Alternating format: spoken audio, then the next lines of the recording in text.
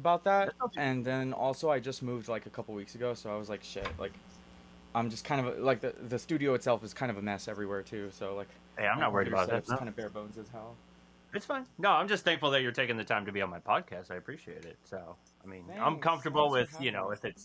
if it's audio or video, I'm totally flexible and I'm just fine with anything. So, Okay, fabulous. And if there's anything that I could do to make my audio better, if there's something wrong at all, no, I don't know. Like you go ahead and tell me.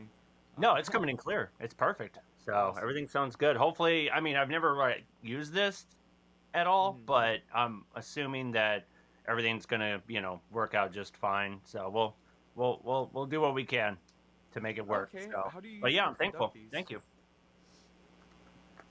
Okay, How so do you? Yeah, go on. no, it's I'm cool, sorry. man. Yeah, okay. So, do you have any shows you want to promote before we get started? I don't know. I don't think so. No, Okay, no, not right now. okay, because Shows? No. Yeah. I know you got "Little Doll" came out. That's probably your most recent single that came out. And is that going to be proceeded into like a full length album? Yeah. So basically, Little Doll came out, and it is. It's basically like the first song that I had really written after Paradisco came out, Yeah. and I did some collab stuff with other people after the album came out, but Hmm. like I don't really consider that like a full credit, like a Mel Tier song or anything. Like these are Right. just little like one-offs that I have cameo appearances with other people, and I think that like where I was with Little Doll when I first like put it together and then presented it to the band and then like was like Landy should totally sing it instead. I think it's just such a statement to have like someone that's like not your lead singer like singing like a kind of to kick off an era, I guess, you know, like as a lead single. Yeah, absolutely. And that song is still present. It's just it's been kind of like chopped and screwed so much that it's like not really like how it sounds as the single anymore. Like Right. you know, like not to reveal too much, but it's actually like a lot more along the lines of what the album is going to be as a whole because Cool. it's kind of a concept record, you know. Oh, good. Like, what? I'm kind of going to a little bit more like inspiration and details. Do you want to relay that information now, or are you just going to wait until Yeah, the we album can. comes out? Well, I mean, it's the first time. I guess this will be the first time that I'm officially saying anything about it. But yeah, there will be a full-length album. This time there will be like songs in the double digits, guys. Like Oh, wow. and the way that I was able to get away with that was that I think it's because just as a band when we put together songs, it's like usually I have like a basic track demoed out, like here, what do you guys think? And then the musicians of the group, you know, like Spectre, the drummer, and Vavictus, the synth player, like they'll just kind of just jam it out. And eventually, like I feel like it will go into places that I didn't expect for the original track to be anywhere near. Yeah. However, like I feel like there has to be like a consistent flow because basically like the inspiration behind this whole record, which is going to be called The Palace, is that so like back in the day, like I think the way that I consumed a lot of like old school like dance and electro music was that like my father had a ton of like mix tapes and mix CDs that I would just hear all the time growing up. Yeah. And the thing about these were that they were more like compilation, like kind of like tasters, right? Like Yeah. these were given out at clubs or club events or like fancy car events or something back in the Yep. day. And it would just be kind of like these mega mixes of like various songs of the same genre, but they would be like you wouldn't get a complete song. You would get like maybe like 30 seconds of a song before it Oh, gets like mixed wow. into something else. That's And that's wild. how I heard a lot of like just classic dance music like Hadaway's What Is Love or like Tell It to My Heart by Taylor Dane.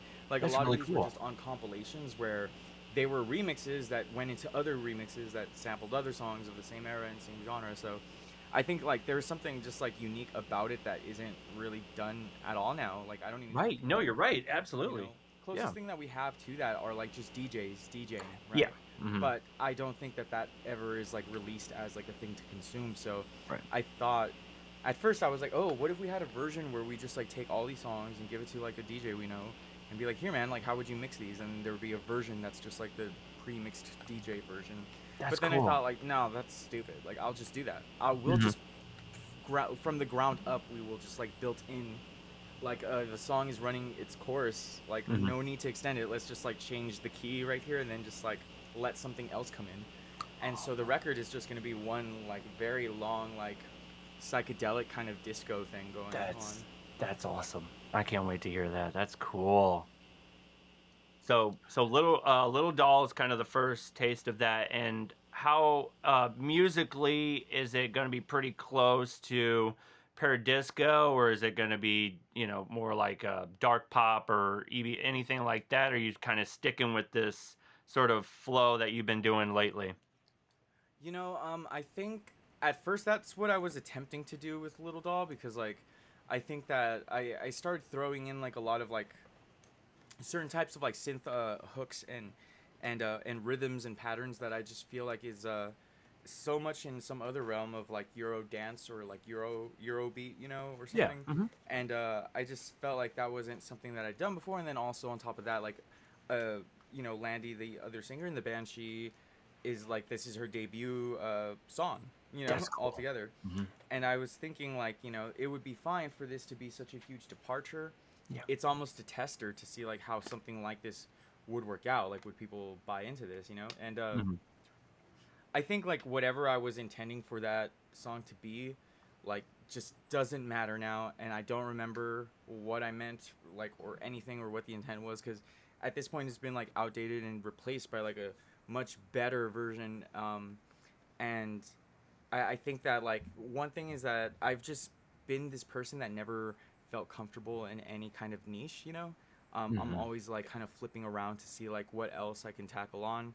But this time, because I have like a backing band of talented musicians that are also creative and very annoying and hard to deal with, they all still have like a lot of taste to them. They have like their own desires, their own kind of things that they want to reach for. And I Yeah. think it'd be kind of foolish for us to like be getting so cozy in this like little niche of like just retro synth disco stuff and then Hmm. kind of just like toss it away and kind of always have them like walking on eggshells, not knowing not to get too comfortable in like any one specific thing that we're doing for a record. But I Hmm. wanted us to basically double down, but expand, Yeah. basically. So it's kind of like Paradisco's like smarter older sister who graduated earlier. Yeah, what I mean compared to like if when you're going to take this to the stage, do you plan on kind of changing up the sort of stage presence that is going to come with it since it's a bit of a concept album, or are you just going to stick with how you've been doing everything live lately?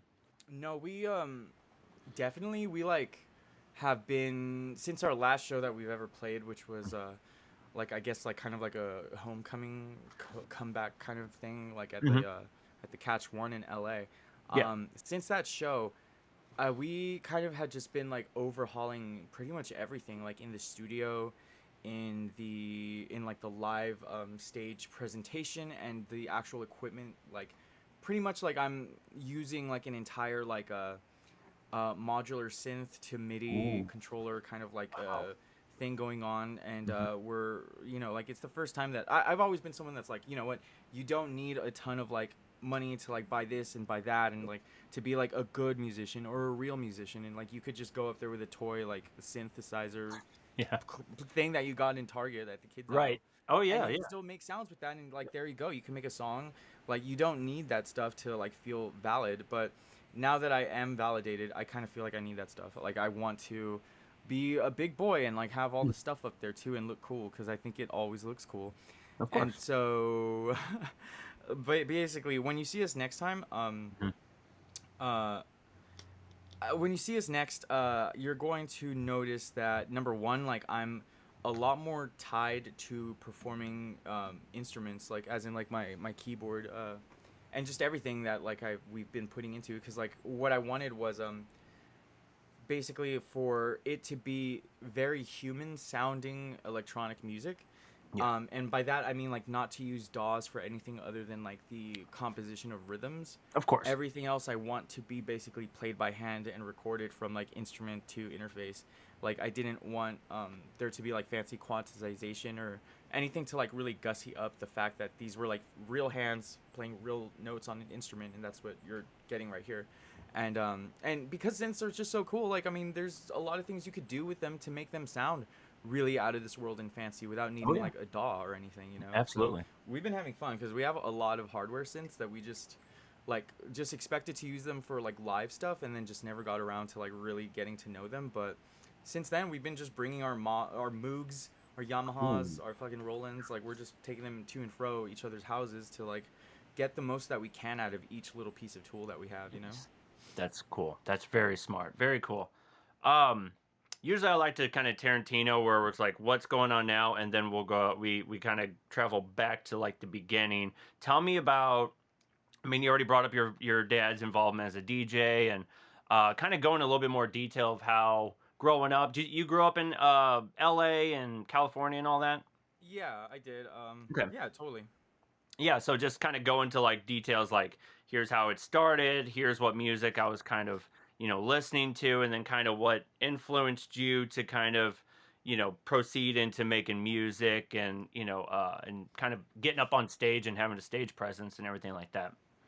Um, Honestly, I'm just like a big like fan of just like a few certain things, and then like but those few things like I'm like a big like you like way into it, like for real, like it's so core I guess to me. And like some of those things, like basically it all comes from like just like whatever my dad put in front of me when I was Hmm. growing up. I just kind of like glued onto it, but like didn't really have the wherewithal to kind of be an appreciator really. I just kind of liked it when it was on, you know, Yes, like of for course. example, Yeah. like I liked the music that he would play, but like I was just kind of my mind was preoccupied with like, you know, like the next Sonic video game for the Oh, GameCube or of something. course. Yeah.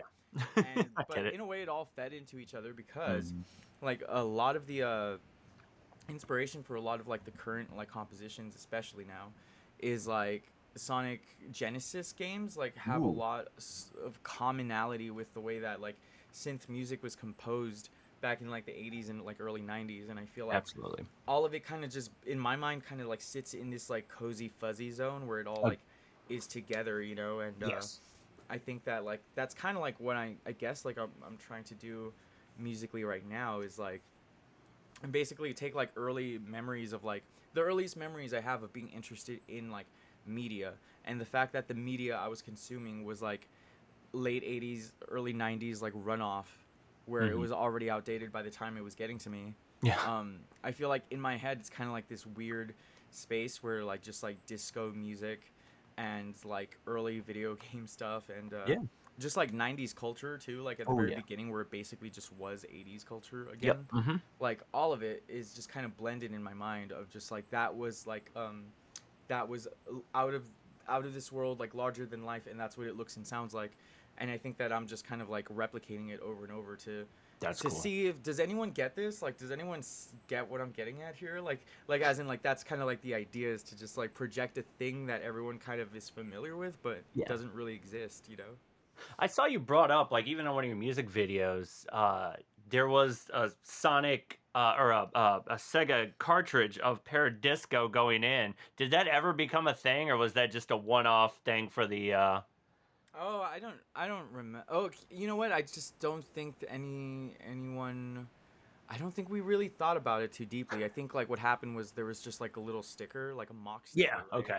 Because I know And so some you bands still like put their music out like on a like a NES or whatever cartridge just for fun, and I was like, yeah, oh, that would have been neat.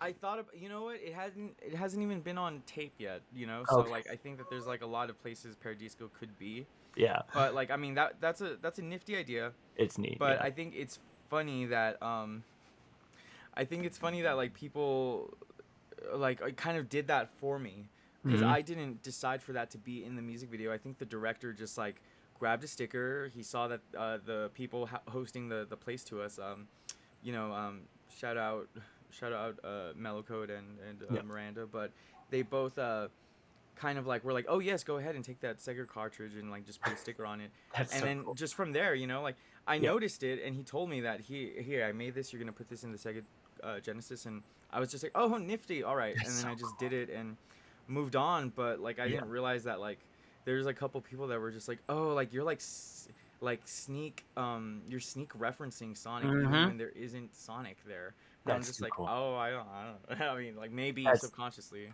it right. makes That's sense. cool. Yeah, absolutely. Yeah, continue with yeah, where you're going with Sonic and Sega and the music and everything kind of I combining think together. yeah, yeah, I think a lot of just like that early 90s like vibe to like their sound chip and just the way everything was constructed, like I think it left a lasting impact where I think that like in a way I'm trying to kind of replicate what those old sounds are, but like with Yeah. modern technology that is emulating old sounds. Like Hmm. it's weird because like we're working in a very backwards way because like it's very hard. I'll tell you what, it's very hard to make old tech work with today's like stuff, you know? Yeah, And you definitely. can do it, but is it worth it at that point?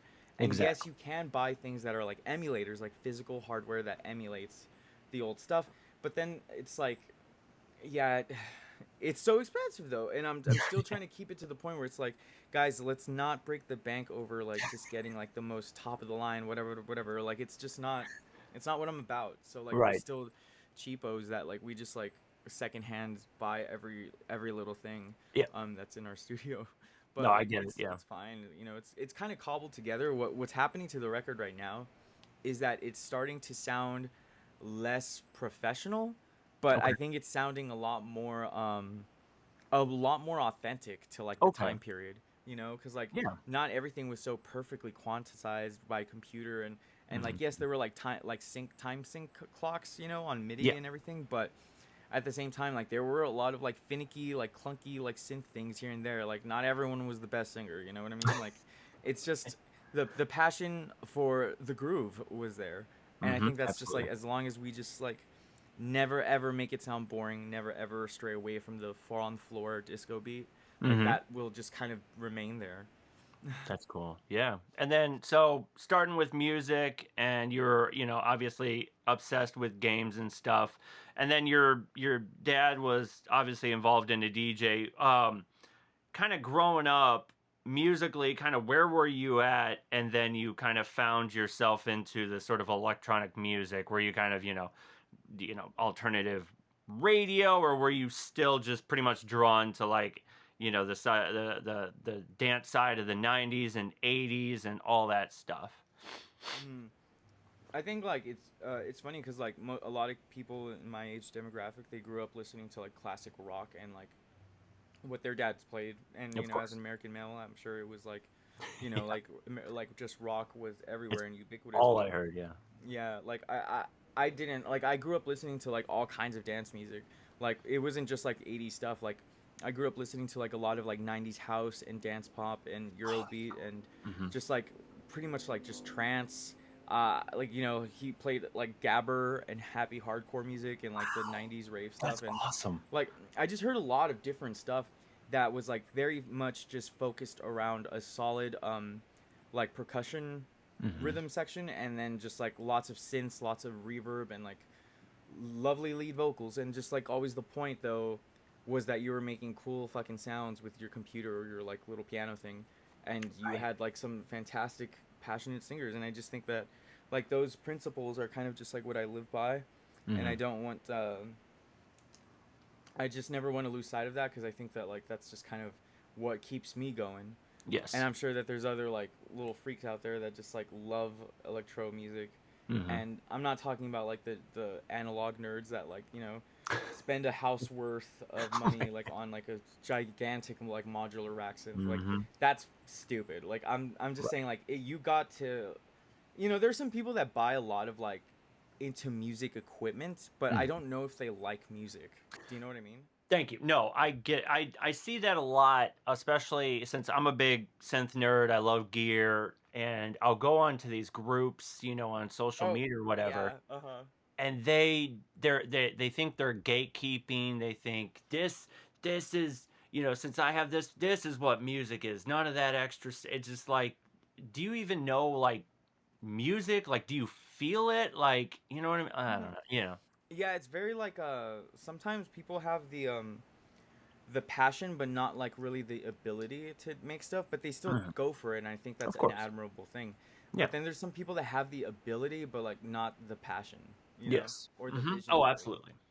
And it's just kind of like that's a sad existence. I wouldn't want to be him, but like look, I don't treat synthesizers like they're like prized cars, or like they're like the way that people like treat the iconography of the electric guitar. Yeah. Like just put a guitar on your shirt. Yeah, I mean, it doesn't have to make sense. Just no one Right. playing it. Just a guitar. Like Yeah. just like that iconography is so everywhere. I would hmm hate the same thing to happen to synthesizers. Like Yeah. just like, oh yeah, there's just a Yamaha, like there's just like a really old Casio tone on my shirt, like whatever, it's everywhere, like hmm because these are like these are how you get into the soul of like machinery and technology, Yeah. like Oh yeah. these are computer generated tones, and there's nothing more like cyberpunk than that, Yep. you know. Absolutely. Yeah. I got. I don't know if you got the camera, but I got I like see. a mini Moog tattoo on my arm that I love synthesizers. I was like obsessed with them, and I'm not a gatekeeper because obviously there's nothing I can't afford something like that, but the passion. Listening to a lot of the electro music of like 2000s and, of course, help with, like, Daft Punk and stuff like that. But I was really drawn to like, like the Faint, and even, Oh Nine yeah. Inch Nails where it's all that gear and it just, I mean, it just blew my world apart. That's what it did. And in a great way. Oh yeah, absolutely. Like I think oh god, what was it? Cuz like I just wasn't sure what that even was, like the sounds I was hearing. hmm Like growing up, like I just had no idea what was going on and like what was happening to make what I was hearing. Right. With like other types of music, I think it was more apparent. Like I'm like, okay, I've seen what a rock band looks like. I've seen what this and that looks like. This is what is going on. Yeah. But as far as like it came to electronic music of any kind, like any synth based music, I was not sure. I had no idea what anything was going on. hmm But what was cool was that like eventually I got to what was the first? I think it was that I saw footage of Depeche Mode Ooh. first, and I Yes. didn't know who Depeche Mode was Yeah. too, and I was like 14 or something. But just thinking like, wait, what? There's like bands that have just keyboards, hmm like those. Is that what is making that sound? And like it just kind of sent me spiraling, where I was just like, I Oh, need to have one of these, and I know that it's probably something so expensive, and yeah. just accessibility just guided me to like the realm of like pirating just like software and whatever, but hmm like really old stuff that just was useless basically, like in a hmm composer sense, like it was just like tone generators just to see what was what. Oh yeah, absolutely. And even just movies, like I'm a big movie person. Watching A Clockwork Orange, and then hearing what Wendy Yeah. Carlos was doing was just like, where is this sound coming? Like, what's create? And you start doing your research, and it's a big Moog modular, and you're just like, what? This thing? It's just yeah.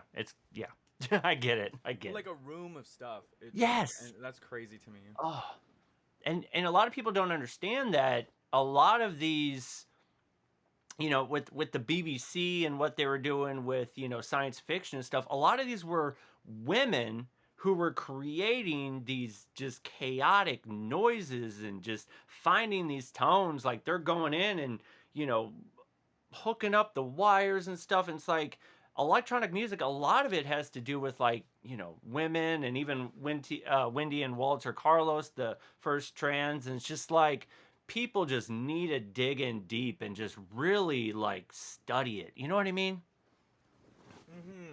I think like strangely enough, there's just not that much documentation on like the history of very specific types of electronic music, because hmm like um I guess in a way it's kind of like I would not compare the synthesizer to like what the guitar means to rock. Like I would actually say that it's more like what the string instrument is to like anything that uses and focuses around stringed instruments. It is hmm so wide of a Yeah. net that you're casting here that like the synthesizer is a very general type of like instrument that could be used in various types of music. So Yeah. like a lot of things developed like around the same time. Like there's someone I know that's like really into it, and they actually don't consider bands like new wave bands or synth pop bands of the 80s. They do not consider that like really electronic music at its core, because Mm. they say that what comes first and foremost is like traditional pop like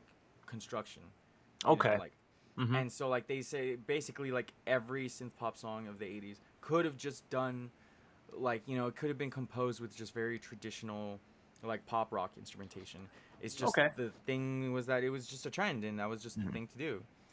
So I get that. Mm-hmm. I don't agree. Right. I think that's stupid and kind of Mm-hmm. reductive, and I hope she's hearing this, but it's just very stupid. And because like really like everyone, like these were like new sounds that were never before heard. Like I Yeah. think that yes, the synthesizer was definitely a big part of why that stuff Mm-hmm. was popular.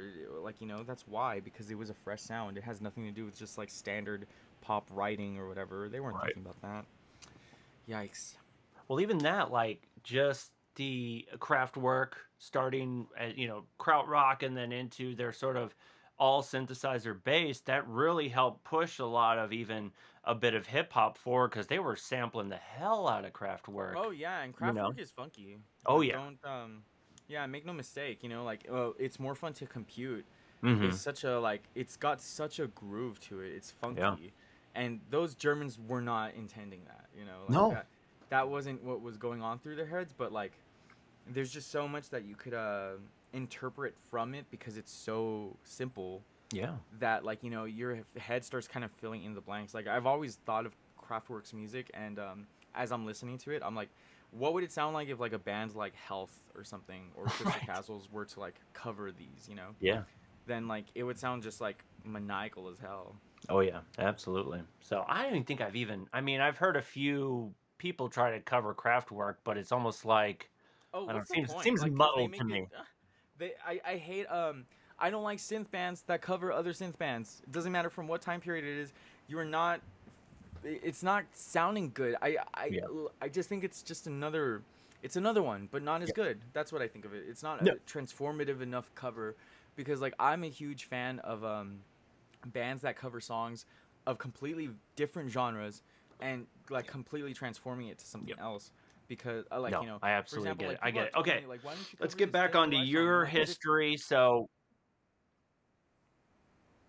Oh yeah, yeah. Oh right. People have asked no, you're good. You're good. You're good. Sorry. yeah. We're getting mixed, like the audio's kind of bleeding, so we're kind of missing our points here, but no, go ahead and finish with your Dead Alive. Go ahead with that real quick. Oh right. So like people have asked us to cover things by Dead or Alive or like Soft Cell or something, Mm. and I think that that's pointless because it's already an 80s song. Like what do you mean we would just like reinterpret an 80s song to be an 80s song? Like that's stupid. Like what we'll do is like it would be much more like fun and rewarding actually if we were to take like a Sublime song or something and then just turn it into like synth pop, Yeah. or even like a song by like Deftones or something.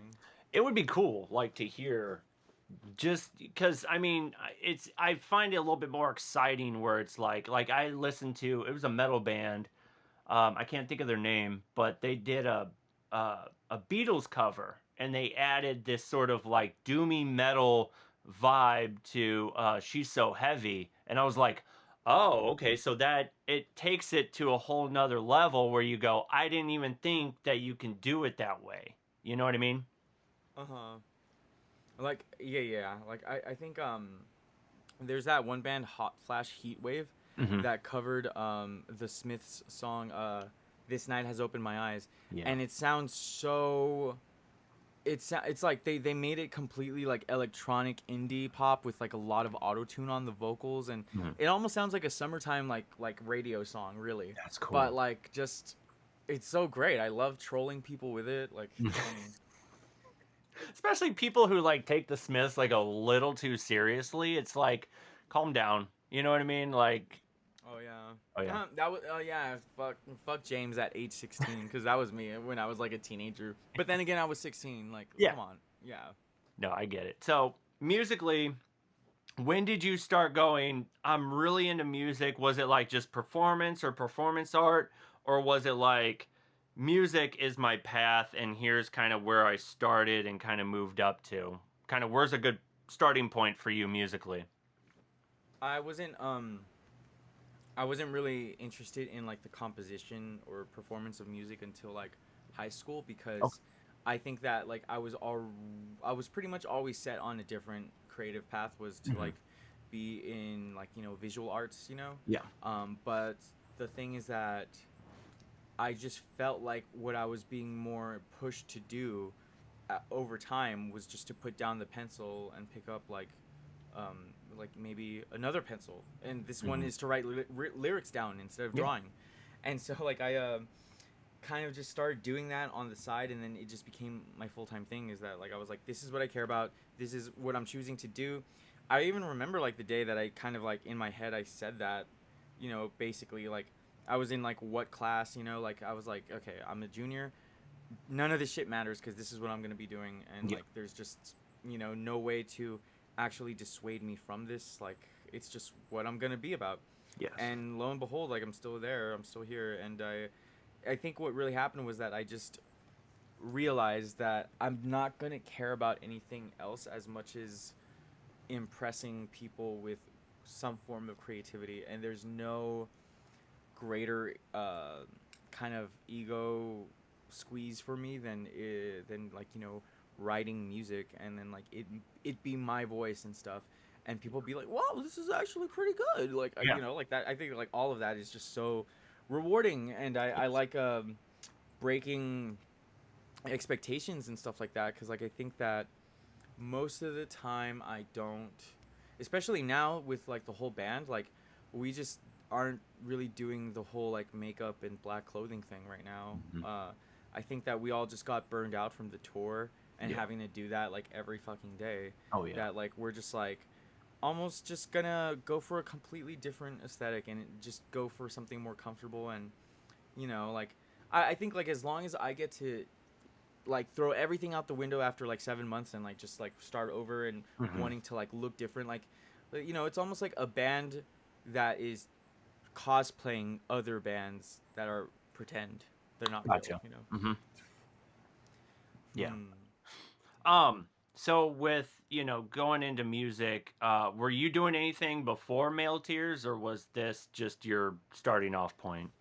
Oh, yeah, I mean like I've been I remember like being 17 or so, and that was the first time I cracked FL Studio. I was like in high school, Hmm. and I just started making like really cheesy like um I guess like Euro dance music, and like I was like really trying to do like bass hunter stuff, Yep. and I think that I was kind of like getting the hang of it and all, but Mhm.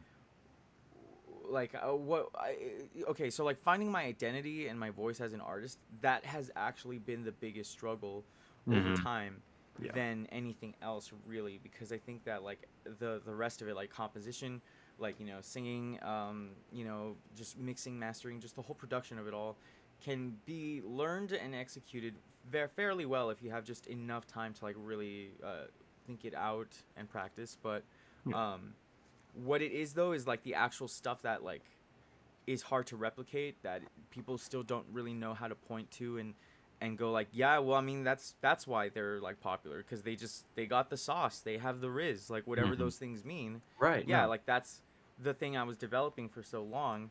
I wasn't sure what kind of artist I wanted to be or how I wanted to be taken, like perception wise. Like I Hmm. think like I kept yo-yoing between like being like a very like serious indie singer songwriter type, or just like a complete like meme, and like almost like the more serious and totally like I'm like I'm an actual artist, and these are like Right. my thoughts that I'm putting down, Yeah. like blah blah blah, like I think like leaning into it the more and more like kind of felt like, okay, like it's a joke and it should be an obvious joke. And Hmm. so like little things like that like started to develop a persona. But it wasn't until like pandemic when that happened, cuz like I was just like, slumming it, like whatever. Like I'll play Yeah. here, I'll play at this coffee shop, I don't care, and I Yeah. had different names back in the day.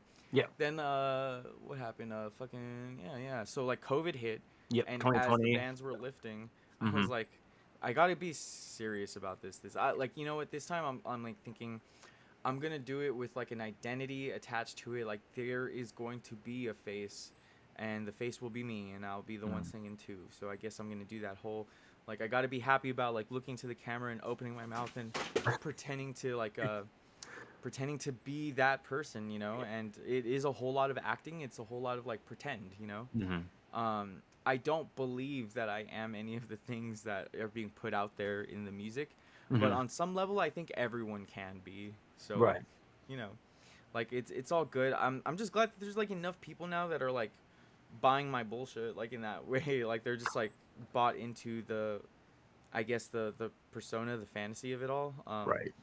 I like that because then it means that you get to like play games with your audience, you know, a little bit like. It's a lot of it's just, I mean, I see where you're coming from, where it's like, don't, first of all, don't take myself so seriously. Two, it's easier to kind of have this sort of stage presence than to kind of put too much out there. You know what I Mm. mean? Like, is that kind of where I'm coming from when you're talking about just kind of not being too, overly artistic or whatever the term is, that, where it's like, just, I don't want to take myself too seriously, and I just kind of want to have fun with this whole thing. Yeah, I mean, yes, but it's also really, this is like just the everlasting internal struggle is just like, Hmm. what is it for? Like, why Right. do I have these like weird standards, and like who is telling me that I can't do this, or Hmm. like why is some stuff acceptable and other things that are similar just completely out of the question? Yeah. I don't know. I can't tell you. There's just like a voice inside my head or whatever. You know, that's like just like this is you're not gonna like this like going like in the future. You're gonna look back and you're gonna realize this was a mistake. Sure enough, like when I just kind of allow the powers that be to kind of like force me into a decision because I don't know how to make it. Hmm. Like I always look back and I'm like, God, that was stupid. And now like I'm gonna hate that forever. And yeah, I don't know. Like I think it's not really about like keeping myself away from the internet and like them knowing stuff because like I think like they've pretty much torn shit out, like you know, fucking they've scalded me, dude. They've like ripped off my wig and like looked for the brand of the wig underneath and everything. Like they've done so much thorough research, but it was Hmm. never about that, about being like a mystery. It was Hmm. just that like in a way you can't, I don't think that it's good to like really try and get to know the real artist, you know. Hmm. I think that there's like a level of separation that should Yep. always be there, and like we are way too comfortable kind of just being like, well, they're there. Look, you know, it's them. And Right. like they're, you know, they don't have bodyguards or nothing because they're like a local band. And but Right. still like everyone loves them and they're popular and let's go talk to them and even be friends. And they were so nice. I can't wait to see them again. Like I think like it's not good to develop that kind of thing for an Right. artist, especially one that's so small, because Hmm. you really start to like screw with their intentions. And I've seen it happen so many times now. Like clout is a hell of a drug, and there's Yeah. like some people that don't know how to at least microdose it. You know, like they're Hmm. just full on like mainlining the clout at every Yep. chance they can get. And Agreed. I'm like, you look stupid, and like this isn't something I would do. So like you should probably stop doing that on Right. my behalf because I don't condone being an asshole like this. Like it's just dumb, you know. Like I'd rather just not do any of that and almost like pretend like it doesn't even exist, that we're oblivious, you know. Hmm. So then, going in on social media and promoting yourself, like, did that take a little bit of like uh what's the word I'm looking for, where it kind of became more like, what am I putting out there, or am I projecting myself in a certain way, or was this just more like, hey, here's my music, here's kind of what I'm spoon feeding you and everything like that. I don't think I've ever just spoken, I've never spoken like frankly and Mhm. earnestly to a camera before, Right. especially not in the last few years. Like I think that pretty much everything that you see on the internet or like even stuff that you've seen at my shows where I'm like meta acting, I guess, the whole Hmm. time, it's all like kind of like on some level I'm like doing it, you know, Right. actively. Hmm. And there are no such things as like mistakes or freakouts when it comes to like my behavior or anything like that. Like Right. there's like some people that were like, "Oh my god, he seems so pissed off. I wonder what happened." I'm like, "Nothing happened. This is just what the character is right now Right, today. right. Tonight he was pissed." Yeah. You know? Mm. And then some people take that kind of like seriously, and I'm just like, "You guys, like, why? Look at me. Like, just why? It's not that deep. It's not that deep. It's not that deep. Like, Hmm. I don't know how to fill them in, or to whisper to them and say like, hey, like, you don't know me, like, you don't know any of us, you don't even know who you are, so like, Hmm. don't like look at something that's happening on a stage or on the online stage like social media and Yeah. take that for being like a real representation of what that human being is like thinking or feeling. Like, no, I think just everything is pretty much some manufactured bullshit anyway. So Agree. yeah, No, I get it. Yeah, I'll that whisper that.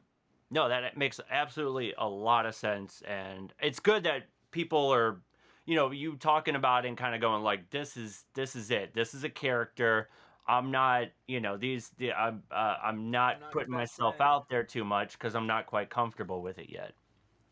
Oh yeah, well, I mean, it's funny because like I am like kind of getting to the swing of like learning like who is a friend and who's just like a fan Yeah. that would Hmm. not be able to handle like the bad parts about you. You know, the way Right. that your friends will adapt to that, or like people deal with everyone.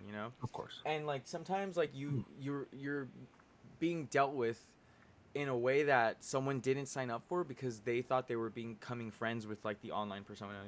They Hmm. thought that's who you really were, Yeah. and when they see that you're actually like very different, if not like a little worse, then like it's just like the fracture of illusion. I mean, it's a disenchantment, which is Yeah. kind of like the main theme of the Palace album, DJ Megamix thing, is Yeah. that like it's all centered around like, I thought it was this way. It's really not this way. In fact, it's pretty fucked up. That the reality is like a lot more fucked up. And yeah, like we've all been dealing with that like a Hmm. lot, like over the last year and a half or so. Last year was so much drama and stupid shit that was happening like every couple weeks that like I was like so like I need a part-time job like now. I need to go and like find just like people to talk, just like Hmm. responsibilities, like just anything but just being in front of like Discord and like Reddit like every day. Yeah. And yeah, I don't know, like just like the goths of the internet can like argue with the wall now. Like I don't care because like I found tranquility and peace in my plush toys and just like making my music and then just like letting the I was label just have just a put it out. blanket, just like, you know what I mean? When, Mm-hmm. even like doing like a podcast or whatever, just trying to, you know, uh, kind of break out of this sort of mold where I feel more comfortable being like an agoraphobic in a way where it's like I could just be here. But that's why I tried doing this podcast where it's like, let me talk to other musicians. Let's all try and connect. And me, I fiddle with my pen. I hold on to my blanket. Like it's just, dude, I totally get it. I totally get it. Yeah, and it's such a trap because like that's what the palace is like Hmm. your you've basically constructed a place that you think is like your castle, like Hmm. your like paradise. That's like where you'll feel safe. You're safe there. No one can get you, but it's actually a fortress. Yes. And then like that's the thing. No one can get in. Hmm. Like you're so afraid of the fantasy being broken that like you start to isolate. And like put yourself away from everyone. Yeah. And yeah, this oh boy. You know what? Like I would just say, like if you have kids ever, just don't let them get into I got music three ever. daughters. I get it. Yeah. No, it's Don't okay. take You know her to what? music. I'm raising them right. I'm letting them be who they want to be, and I don't force anything. I don't force music. I don't force anything on them. I let them try and just break out of their own creative mold and just let them. I mean, I still do music occasionally in this podcast. It's kind of my way of, still talking with people, but you know what? I don't know. Like I'm happy with just having kids and just going, look, be who you want to be, you know? Yeah, be yourself around the right people. Not to everyone though. I Exactly. wouldn't say like because like it's like like just social life and like just the communication with others, you know, that don't always have your best interest in mind. Yeah. Like that is very much like talking to the cops, because anything that you say Hmm. will Be and probably be will used be used against you. against you. Yeah. Hmm.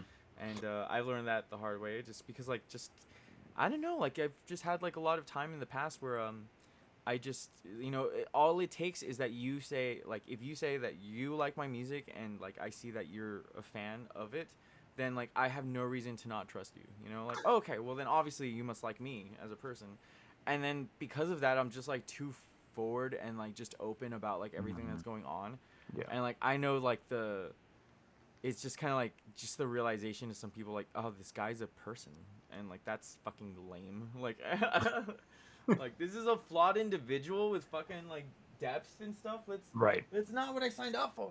Right. No, I get it.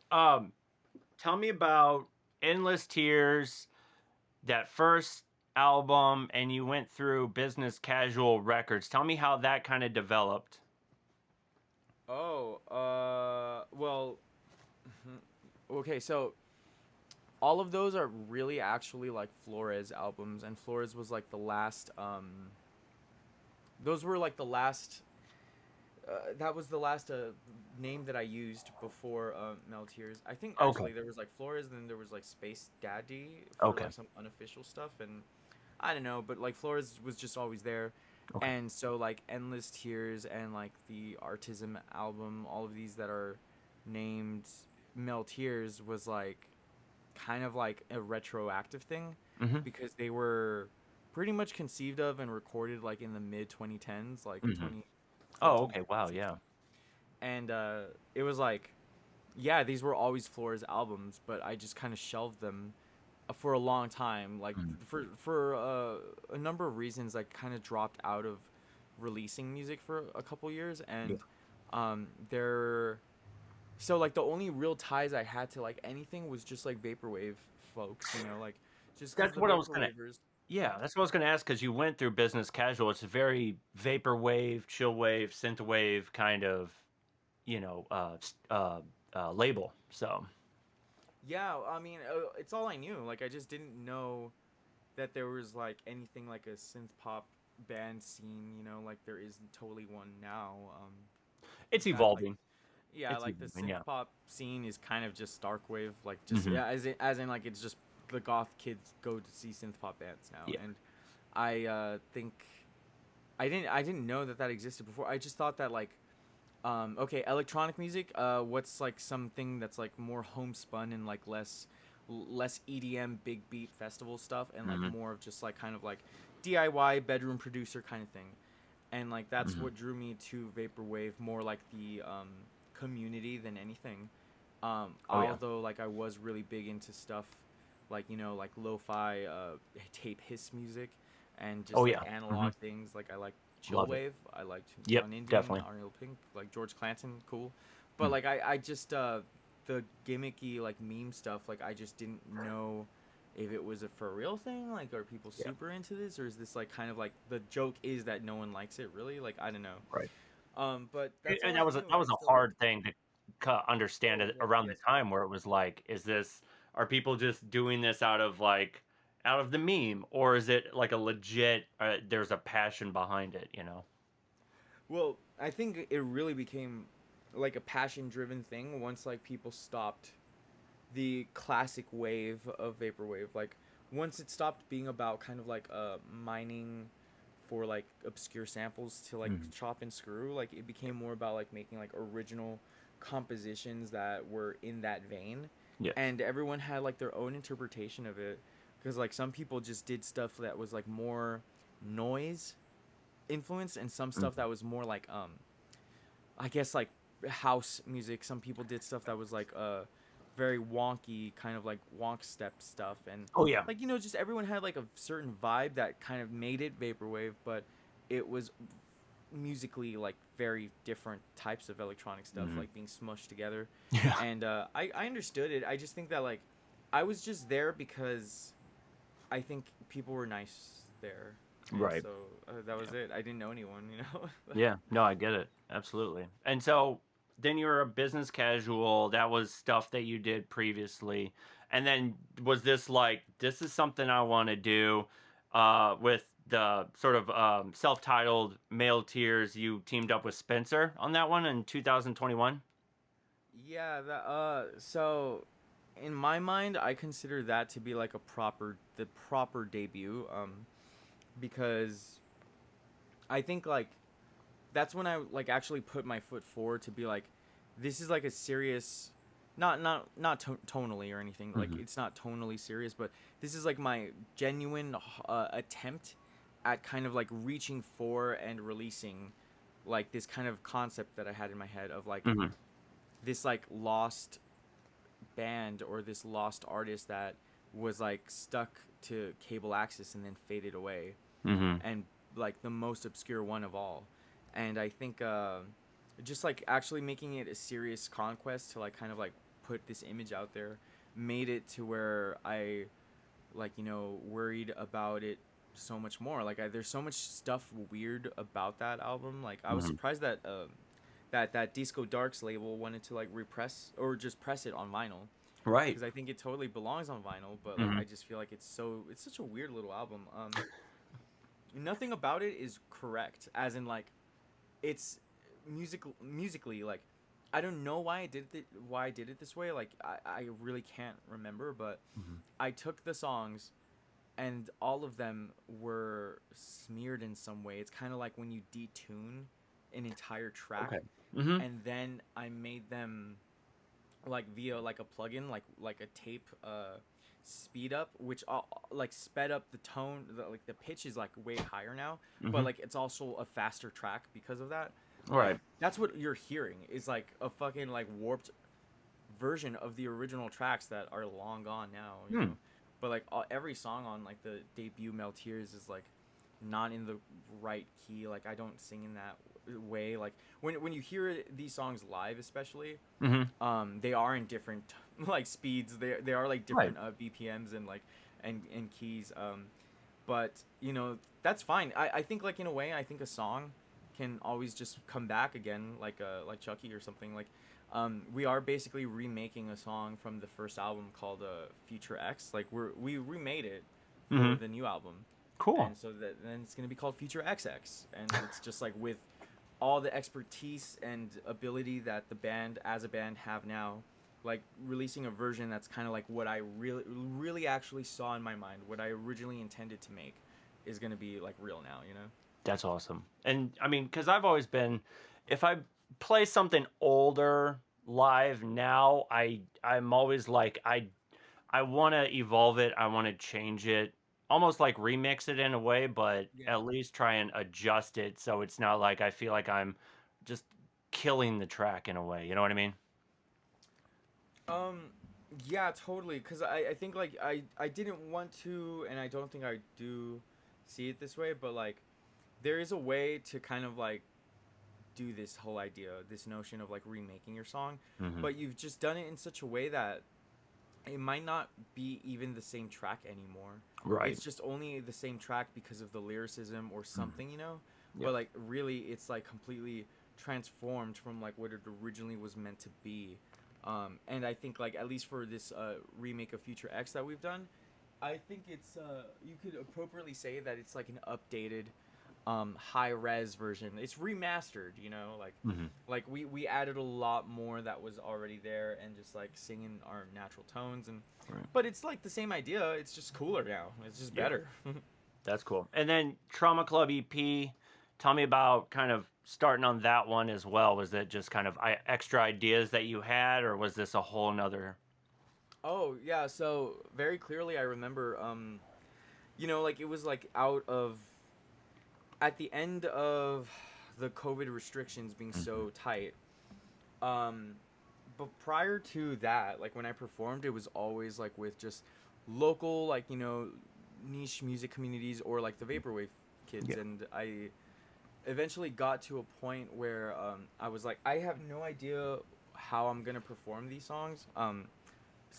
Spencer was kind of just like I just wanted to have more subjects in the video, Hmm. and like just was in it, you know, like I just was like, hey, do you want to like play the part of like the other person in the band? Does it really Hmm. matter? Doesn't You don't have to do anything like Right. really like, but and he Just was extra already like, stage presence. yeah, and then Hmm. he already basically like was the videographer guy. Like that was his main thing, was that he made those videos, like his OG self-titled album videos. Like he Hmm. made most of them, That's cool. and so that was all good and all, but um, so like you know, real performances had to happen again. I had Yeah. to like perform these songs that I worked really hard on, and I'm like, I can't let a non-musician do that. Hmm. So I was like, see you later, dude. And like he was like, all right, I'll make more videos eventually. Right. And so then yeah, so what really started happening was that I don't know why, but the that album started appealing to goth people Yeah. somehow. I don't know why, or I like think what about it. there's like the album cover immediately I think stands out, and because people, they'll of course judge a book by its cover. So if they see an album and it does have that sort of aesthetic to it, they're going to be drawn to it. I think that's one thing that I've noticed and talked to a lot of music people. Yeah, and I get that because like that's totally how a lot of bands have roped me into like listening to them. It's just Mhm. like something about the visual flair, but like I guess yeah, you're right, but I mean it's not even normal for a synth pop band to make it, like it's so weird, and it's weird, and like they just liked it somehow, and I Yeah. started getting invited to do goth events, like to Hmm. perform at those.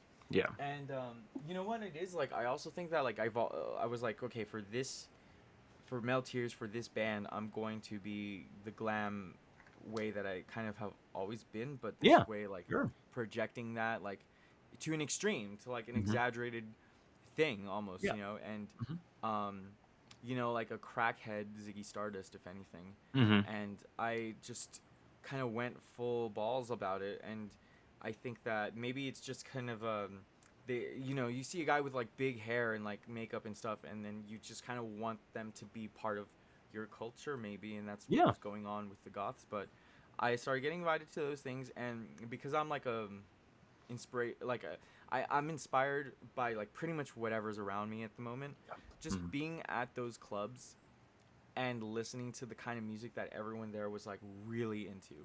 Like I was like, I need to make some dark wave like this. You know, Hmm. I need to make stuff that's like this, but not obviously not copying like Boy Harsher or Of something course. stupid like that. Yeah. But like I'm gonna like for real kind of bend what I already do into like this mode, Hmm. and just like see if it's liked. And like lo and behold, I guess like that record, like those are intentionally like goth club songs. Hmm. And yeah, those are the ones that seem to hit the most really still to this day, because like they still Yeah. play those at clubs, like you know Model Citizen, Belladonna, Hit Me. Like these are songs that like I hate it, but like sometimes we go clubbing, like every now and then we'll go Yeah. out, and then they'll like be one of those songs, and I'm like, ah, and we're all just like, hey, it's almost like seeing a coworker from work that you really hate, but like at a Yeah. store or social gathering, he's like, shit, hi, like, Tell me about finally getting your music and taking it to the stage where you're just like, tell me about the first time you brought, Male Tears, stage performance alive. You're, singing, songwriting. What kind, and also what kind of gear were you using up on stage for those first performances? so I have a lot of gear that is just would just like sit in a pile of stuff, just because like over the years I wouldn't know what I was doing. Like I didn't know what I was doing and how to get it, and like what to how to make it work really. I was just kind of like shooting in the dark, Okay. trying to see like if something was useful, and a lot of it was like cheap and secondhand. So when it came time to like actually getting on stage, like I had a lot of crap, and maybe that made it seem like I was like, oh, like very quirked up, like yeah, like he's very, the technology is all there and it's very high tech maybe. Hmm. It wasn't. It was just like a bunch of cheap shit piled on top of one another to make like Right. a very basic function, Hmm. like so it was like a mixer, and then that mixer had one channel that was specifically for an MP3 player so I can play the backing tracks, cuz I Right. just didn't, for the fuck of me, didn't know Yeah. what I've been we there. were Yep. doing, you know.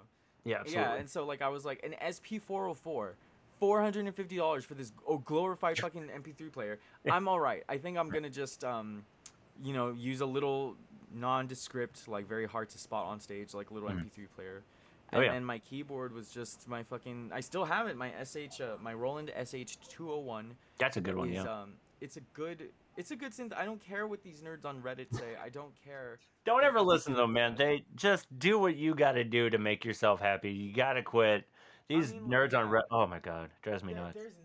There's nothing wrong with the synthesizer because it has cheesy presets. Okay, fuck you. Like it's a synthesizer. Like change it then. Like Right. make you have the power in your hands. Yep. And so that's what I've been doing. I still use it for this current day record that we're Hmm. working on because there's a lot of cool Cool capabilities shit. to it. I'm not getting rid Yeah. of it. Hmm. And yeah, I mean, like I didn't know what I was doing. I had guitar pedals that I was using as microphone Hmm. stuff, as vocal stuff, Right. and God, like so much stuff would break all the time. But I just got through it because I felt like people don't really care about that stuff. They just want to see something happening, you know? They just want visually and musically, uh, distracted. I guess you can say is the word because when you're going to the club and stuff, you just don't want to. You want to be out of your head. Yeah, and like I think as an artist, like I kind of want to do that too. I want to not think too hard about it, and so Hmm. that's I feel like that's still a thing right now. Yeah. Maybe not as much now that I'm gonna actually be playing keyboards, like, and we Hmm. have a backup singer who also dances like very well. So That's cool. I was like, all right, you know what? Like this will be okay. The visual aspect is there. I can just slow it down and just Hmm. focus on playing these notes right and singing everything correctly and with the passion I think it deserves. Because like I was overcompensating as a solo artist. When it was just me, I would just do whatever it took to get people's attention and to incite like some kind of reaction. Oh yeah. So like a lot of like wild movements and stuff. But now that I have like a full band or like fuller kind of setup, like I think it's just now I can just kind of settle into being comfortable as a musician and Yeah. not like a twerking clown or something. No, I get it. And then Crypt came in 2023. Were you kind of just taking what you felt at the time with Trauma Club and was kind of still developing that sort of dark wave sound, or were you kind of trying to break out of that mold? I think I was intentionally trying to leave like the retro kind of like vibe away, but for some reason just like the powers that be and also like my former bandmate was they were all just kind of like no, like this kind of has to we have to kind of like let this be synthwave, and it was like Mm, what the fuck, like okay, like I right. was just trying to make like an industrial kind of like EBM Hmm. kind of a gay combi Christ sort of stuff, but Yeah, like it absolutely. just wasn't like I don't know, just like there was just too much confliction, and I just I mean like that record I feel like it's so like my art pop, like I know a lot of people loves tracks from that and I'm Hmm. glad that they do, Yeah. but there's just like so much fucking baggage with Crypt that I feel like there has to be like not even like a remaster, just a revamping of it. Yeah. No, I mean you should. If when it comes to certain albums and you're kind of putting your heart and soul into something and taking the time to do something with it, and then it's like you can't even stand the sounds or the look of the album. I mean, I would, dude, if that's something you want to do, where it's just like take it and just make it your own without the baggage, I would say go for it. Yeah, like I just if I could just get a do-over, what would happen is that they were just I would give them what they were asking for, because I think it leans more in a direction, one direction than the other. But it would just be like all the songs would just sound like a Paradisco songs, kind of just like Hmm. tonally like very different. And it could be cool. Like what if like a song that's like a what the fuck is it called? Like they're all so dumb. Like a song like a Dealer Hmm. could be turned into something that sounds like very Kraftwerk or just like very early like electro funk. Yeah. It'd be interesting. I'd love to do that. That would be cool. I would like to hear that for sure. And then Paradisco came out July of last year. Do you feel like this is where it's like, okay, I'm finally on this path where I feel like this is kind of the direction I want to go? Okay, so I think that Paradisco is actually kind of like where I really like hunkered down and was like, all right, that was like last record, like that was a mistake. I'm going to just do this on my own without letting people in Mm-hmm. and telling me basically where it should go and this and that and whatever. Just because like I feel like most people don't know what the fuck they're talking about anyway. Um, so I'm not going to like let them make executive decisions on like my craft that way. Of course, yeah. And so I really just kind of like was in isolation making that album for the most part, and I think that at the end of the day, definitely like it's um I feel like it's basically kind of like what I was trying to get at for years, like Mm-hmm. even before Mel Tears, Yeah, of course. like the name. I feel like that is the album that I was kind of hoping to make from the start, you know, which is Mm-hmm. why I was calling it in marketing.